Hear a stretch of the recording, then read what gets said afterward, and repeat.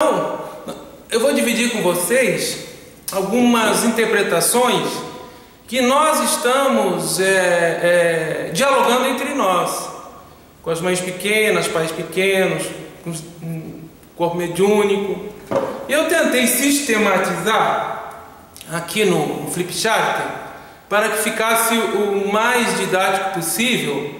Peço escusas porque a minha letra não é das melhores, mas que a gente consiga se fazer entender, que a gente consiga demonstrar que nós vivenciamos uma mesma Umbanda, embora guardada as diferenças, né, rito-litúrgicas de uma casa para outra, e que a gente consiga, acima de tudo, fortalecer a nossa religião de Umbanda. Bom, eu vou falar sobre os orixás e os ciclos da vida, cura e autocura umbandista.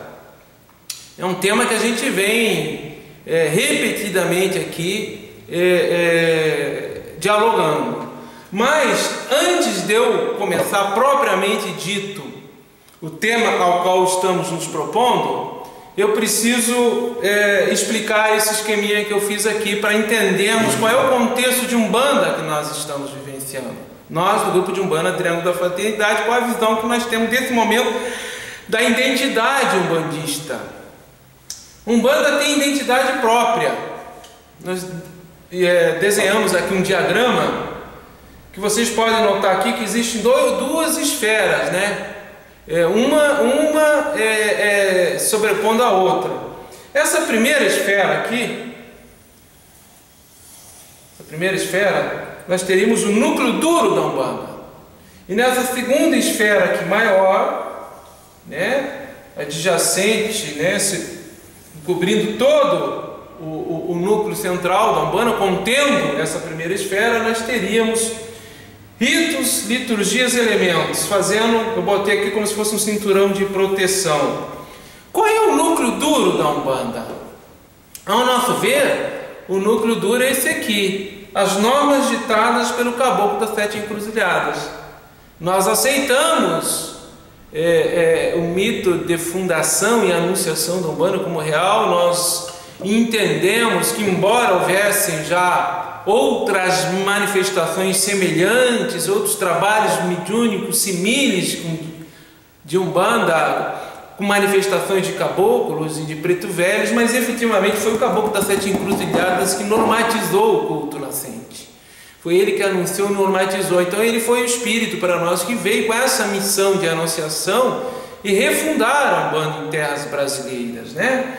Então, não vamos relembrar esse corpo normativo, não teria sentido no contexto da nossa abordagem, lembrando que todos os ritos, liturgias, elementos que nós vivenciamos nessas várias umbandas, vários terreiros e centros por esse Brasil afora, não devem alterar esse núcleo duro. Ou seja, a possibilidade de elementos, rituais e liturgias diversas, né?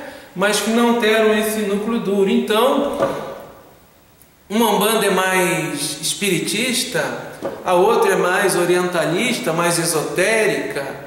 Nós, no nosso caso aqui, especificamente do grupo de Umbanda Triângulo da Fraternidade, não adotamos nenhum rito, nenhuma liturgia, nenhum elemento que nos remeta ao sincretismo com o catolicismo, nada contra o catolicismo, mas nós procuramos vivenciar o orixá na essência de África, ou seja, no origem Nagô, que é um compromisso que nós temos espiritual e orientado pelas entidades que nos assistem, respeitando esse núcleo duro da Umbanda. Então, ressignificando esse saber Nagô, interpretando e absorvendo a ética, né, dos ditados de Fá, no seu corpo, né, de provérbios, de parábolas, de ensinamentos que tem, mas dentro desse núcleo duro. Então, os nossos ritos e liturgias, elas têm diferenças em relação, por exemplo, a um centro de Umbanda que é mais sincretizado com o catolicismo,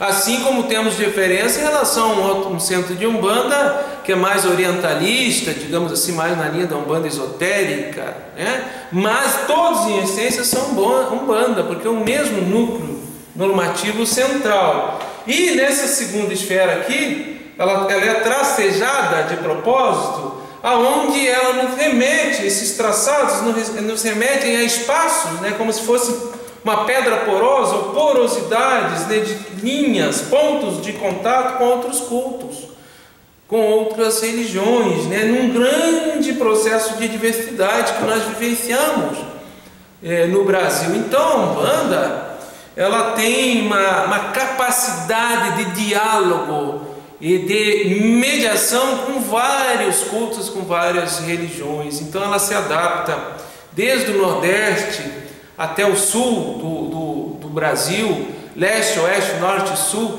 Ela tem variações, né, que preserva esse núcleo central, e ela dialoga, se comunica com as suas comunidades, né, com a sociedade, com aquelas comunidades que se aglutinam no seu entorno. Então isso é muito rico, isso é tão rico que nós não conseguimos, digamos assim, muitas vezes entender isso, e nos causamos antagonismos uns com os outros, né, dentro do movimento de Umbanda, às vezes discutindo elemento de rito, discutindo um ou outro conceito, mas que em essência nós temos um único